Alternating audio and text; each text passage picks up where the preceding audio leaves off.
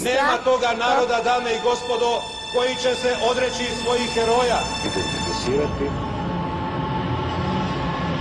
otkriti, raspolirati.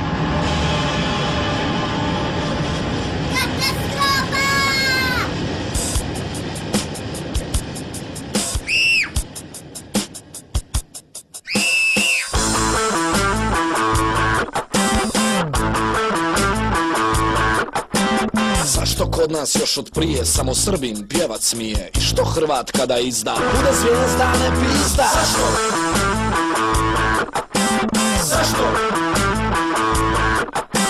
Sve narodno što je bilo jako im se omililo, pa sjebaše staru Jugu da bi mogli pravit drugu. Zašto? Zašto? Poslije malo zaratilo, Hrvat svoju zemlju htio, malo su se uplašili i zastavom ogrnili. Zašto? Zašto? Zapjevaše nama mili Jugovići i debili, a ko šupak nije bio, nije brke omastio. Zašto? Zašto? Slatko.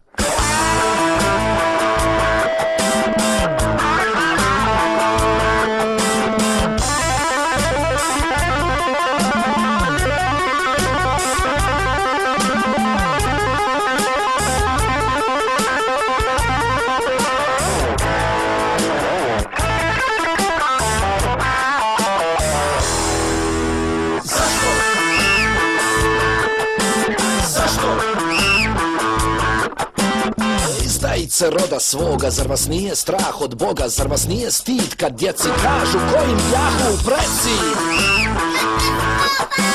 Zašto? Nikad više svoju sreću Hrvat vidjet neće, dok mu zemljom i kulturom samo dušman šeće. Nikad više svoju sreću Hrvat vidjet neće, dok mu zemljom i kulturom samo dušman šeće. Šta ja mogu?